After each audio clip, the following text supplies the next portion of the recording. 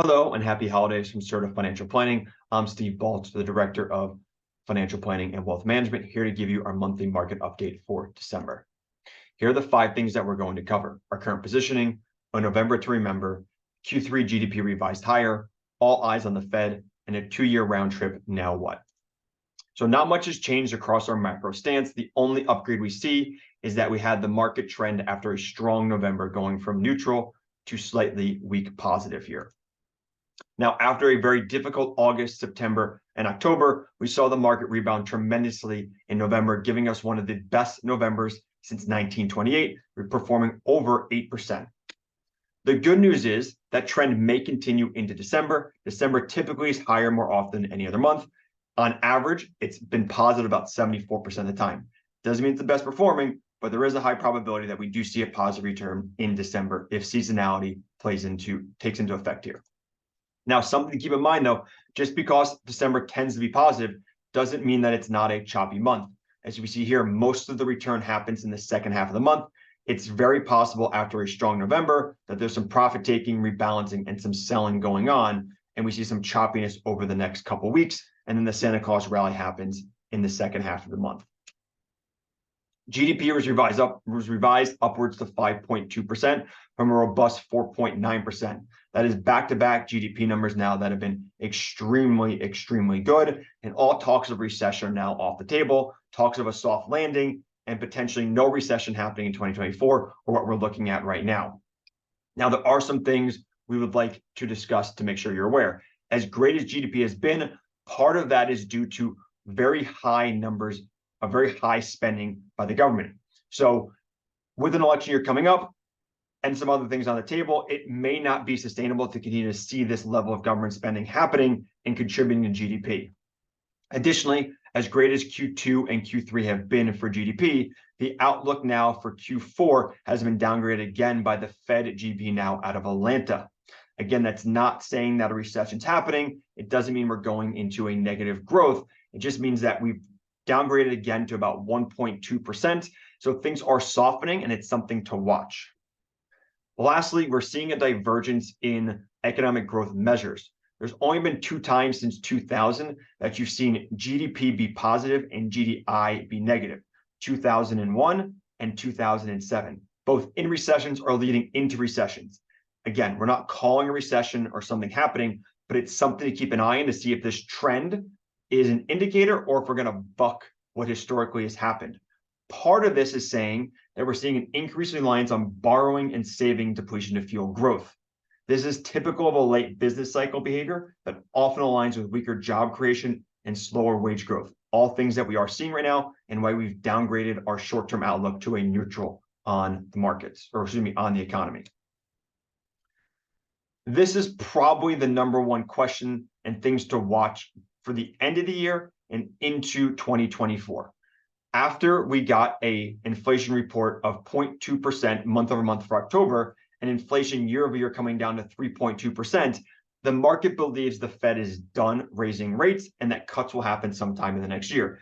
As you see here, inflation across all major economies has come down from the peaks earlier this year, and that is a good thing for an outlook going forward. The Fed projections for the next 2 months are slightly negative month over month for November and slightly positive month over month for December. Extrapolated over a year, we're coming in between 3 and 3.5% year over year, which is much better than the peaks we saw earlier this year, but still well above the 2% target that the Fed wants to have. This is where the battle probably comes in, and we'll be watching what happens at the Fed meeting on December 13th. The chances of a rate cut or hike are pretty minimal. Most likely the Fed pauses again. What is to be seen is the market believes that the Fed is going to start cutting as early as March of 2024 and as late as June of 2024. So sometime in the first quarter to second quarter of 2024, the market believes the first Fed cut happens and we'll get between 3 and 5 of those cuts. Recent comments from Powell says that any talks of cuts are premature and still believes that rate hikes are on the table. Although we do believe that rate hikes are highly unlikely, the battle between what the market thinks and what the Fed does will be a big indicator of what happens to the economy and the markets in 2024. Now, if the Fed is done hiking, it's a mixed bag as to what the result will be. Going back to 1929, when the Fed has stopped their tightening cycles, some markets have taken off, some markets have been down, some markets have been neutral. A lot will be determined as how long the Fed keeps rates higher, why they start cutting, and how aggressive that cutting will be a big factor as to how this black line finishes over the next couple of months and years. Now, the market closed on November 30th, 2023 at 4,567.80, about 0.8 above where the market closed 2 years ago on November 30th, 2021. So after this round trip of the market having a terrible 2022 and a very good 2023, valuations are still pretty high on the US markets. We are seeing, as we've talked about before, emerging markets, international developed, and US mid-cap, as well as small cap being a lot more attractive. US small cap have only been cheaper than current levels 16% of the time. This is not to say to go buy small cap. This is not to say that's a bullish call, but it is intriguing to see that small cap is fairly attractive from a valuation standpoint and something we are keeping an eye on. As we've talked about before, as much as the US market's done well this year, we're still fairly expensive. So what does this mean going forward? Well, at a Shiller PE ratio of 30.8%, at 30.8, we are still above the average from 1990 of 26.5. So we're not cheap. We're not as expensive as we had been going into the pre-COVID slowdown and crash, but we are still fairly expensive and above the averages.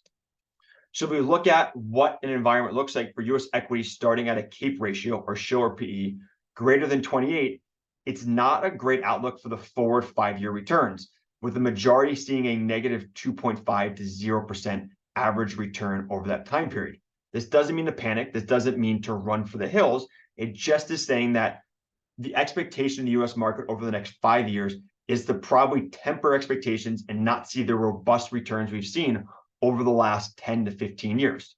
Now, the good news is US high quality fixed income, when starting yields are 5 to 7%, tend to see very good returns. Going back to a couple slides with valuations, this is where potentially international and US small cap may give us the better asset allocation returns over the next 5 years. Now, to leave you here, just because we're seeing valuations high in the market and the 5-year outlook potentially is a little more muted, it doesn't mean the short-term outlook is necessarily as weak. Historically speaking, when we've seen the S&P have a monthly gain of 8% or more, like we just did in November, 90% of the time, the market tends to be positive over the next 12 months, with a 12-month return averaging 15.8%. This is part of the reason why we've upgraded our outlook and overweight growth positions. We're looking for a strong finish into the year and a potentially strong start to 2024. Now, that may change, and we'll continue to monitor as things go on. A lot will be determined as to what the Fed does, when the Fed starts cutting, why they start cutting, and how long they keep rates higher. We'll be watching this and adjust accordingly, but we hope you enjoyed this video. We hope you found this informative. If you have any questions, please feel free to reach out to us. We want to wish you a happy and healthy holiday season and all the best.